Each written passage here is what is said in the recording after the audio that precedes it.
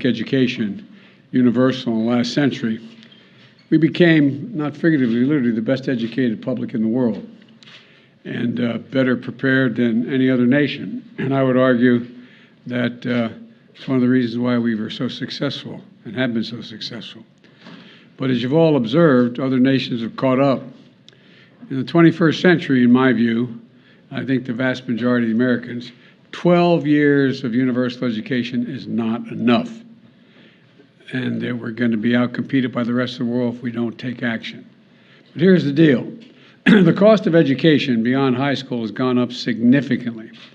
The total cost to attend a public four-year university has tripled, nearly tripled in 40 years. Tripled. Instead of properly funding public colleges, many states have cut back their support. We're just talking about that in the Oval. Many states have cut back support for their state universities, leaving students to pick up more of the tab. And for 50 years, Pell Grants had been a key way for the federal government to help lower-income families, particularly those earning less than $60,000 a year, to send their kids to college. Those Pell Grants used to cover 80% of the cost of going to a public four-year college. Today, Pell Grants cover 30%, roughly 32%. That's 1/3 of the cost as opposed to before. It matters. I remember walking up, my dad, like probably a lot of your folks, cared a lot about your education. My dad's greatest regret was that he never got to go to college. And my dad was a very well-read man, particularly history, but it was a great regret. And you always say, "Joey, you're going to be a college man." And I'd say, "Dad, but what does that matter? I mean, you can still get fired if you're a college man." He said, "Yeah, but they can never take it away from you. They can never take your education away." And I remember my senior year, I got into one of the little Ivies, and I got into a number of schools, and we're trying to get the money, even with financial assistance, to be able to go there. We had 4 kids, all of us wanting to go to school. And I remember going down after a baseball game. I went to a really good school up in Claymont, Delaware, on the Pennsylvania border, and drove down to Newark, Delaware, where my dad worked at an automobile agency. And I walked in, and I had my spikes, and because the reason I was going down, when your dad works in an automobile agency, the great advantage, you get a new car to go to the prom, or a good used car off the lot. You think I'm joking? I'm not joking. And so I went down in my '51 Plymouth with beach towels for seat covers, and I had my uniform on, my spikes off. I ran in, and the woman's name was Mary, who ran the place. I said, "Mary, where's Dad?" She said, "He's out in the lane going into the repair shop." Give him my word, true story. And my dad was a well-dressed, refined fella, and I walked out, and my dad was pacing back and forth between the big garage door going into the repair shop and the door going out of the showroom. And he looked up, he said, "Oh, Joey, honey, I'm so sorry. I'm so sorry." And I thought, God, something happened. This is before cell phones. So something happened to one of my brothers or my sister or my mom or something. I said, "What's the matter, Dad?" He said, "I went to see," the guy's name was Charlie Delcher, who was a vice president of the Farmers Bank, which was a state-owned bank that did a lot of the financing of people wanting to purchase a car. He said, "I went to Charlie and asked to borrow the money." He said, "He won't lend it to me." He said, "I'm so ashamed. I'm so damn ashamed." My dad would, my dad was like millions of parents all across the country. Want to help the kids to get to school, but there was just no way to be able to do it. And because he believed, as I do, that education was a ticket to a better life. It's something Jill and I, Kamala and Doug, we understand deeply. I'm sure the vast majority of you do as well. But over time, that ticket has become too expensive for too many Americans. All this means is an entire generation is now saddled with unsustainable debt in exchange for an attempt, at least, at a college degree. The burden is so heavy that even if you graduate, you may not have access to the middle-class life that the college degree once provided. Many people can't qualify for a mortgage to buy a home because of the debt they continue to carry. They carry, it's too high. They can't come up with the down payment anyway. A lot of folks are even putting off starting families because of the cost. And the dream of starting your own business is just way off in the distance with the debt that so many are saddled with. Many of you had to leave school because of financial strain was much too high. About a third of the borrowers have debt but no degree, and worst of both worlds, debt and no degree. The burden is especially heavy on Black and Hispanic borrowers, who on average have less family wealth to pay for it. They don't own their homes to borrow against to be able to pay for college. And the pandemic only made things worse. But we responded aggressively to the pandemic to minimize the economic impact of the harm of COVID imposed on individuals, families, and businesses. You all were there with recovery. Look, we increased unemployment benefits for workers who were laid off. We provided loans to small businesses so they could stay afloat and take care of their families and their employees. We provided assistance to people to put food on the table. Remember those long lines you guys would all film of cars? Decent-looking cars, not jalopies, nice cars. Just waiting for a box of food to be put in the trunk in the United States of America? Waiting for over an hour to get food in a trunk? And we provided rent and mortgage assistance to keep people from being evicted and thrown out in the street. Our approach to help Americans who need it the most was necessary, and it was the right thing to do, and it helped people avoid financial crisis, which helped our whole country as a consequence of that. That didn't benefit them, it benefited the whole economy. Our approach is why America's economic recovery was faster and stronger than any other advanced nation in the world. Now it's time to address the burden of student debt in the same way. Working closely with the Secretary of Education, he's got the hard job, Secretary Cardona. Here's what my administration is going to do to provide more breathing room for people so they have less burden by student debt. And quite frankly, to fix the system itself, which when we came in, we both acknowledged was broken in terms of, anyway. There are three key factors what we're going to do today. First, we've made incredible progress advancing America's economic recovery. We've wound down pandemic relief programs like the ones on unemployment insurance and small businesses. It's time we do the same thing for student loans. Student loan payments pause is going to end. It's going to end December 30. I'm extending to December 31st, 2022, and it's going to end at that time. It's time for the payments to resume. Second, my campaign for president, I made a commitment. That would provide student debt relief. And I'm honoring that commitment today. Using the authority Congress granted the Department of Education, we will forgive $10,000 in outstanding federal student loans. In addition, students who come from low-income families, which allowed them to qualify to receive a Pell Grant, will have their debt reduced $20,000. Both of these targeted actions are for families who need it the most. Working and middle-class people hit especially hard during the pandemic, making under $125,000 a year. If you make more than that, you don't qualify. No high-income individual or high-income household on top of the 5%, in the top 5% of incomes, by the way, will benefit from this action, period. In fact, about 90% of the eligible beneficiaries make under $75,000 as family. Here's what that means. If you make under $125,000, you get $10,000 knocked off your student debt. If you make under $125,000 a year and you received a Pell Grant, you'll get an additional $10,000 knocked off that total, for a total of $20,000 relief. 95% of the borrowers can benefit from these actions. That's 43 million people.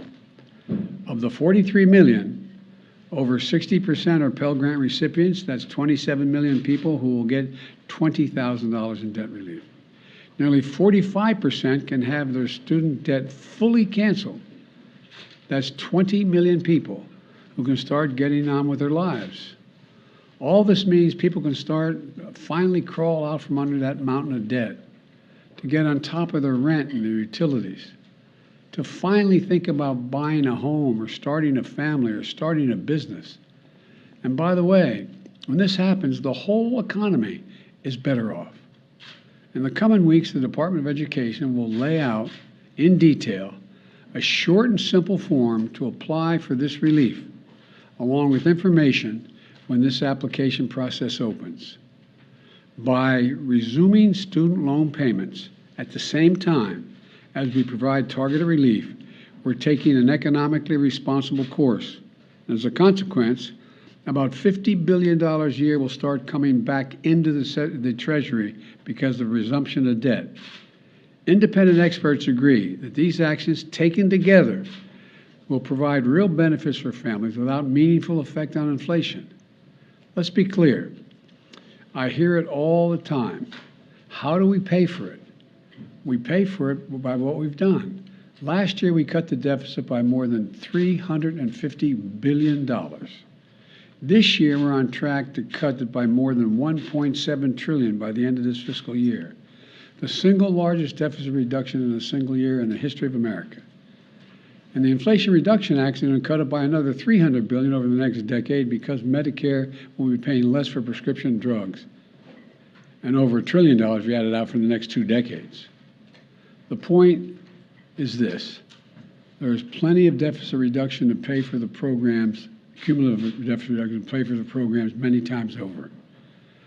I will never apologize for helping Americans, working Americans and middle class, especially not to the same folks who voted for a $2 trillion tax cut that mainly benefited the wealthiest Americans and the biggest corporations, that slowed the economy, didn't do a hell of a lot for economic growth, and wasn't paid for, and racked up this enormous deficit.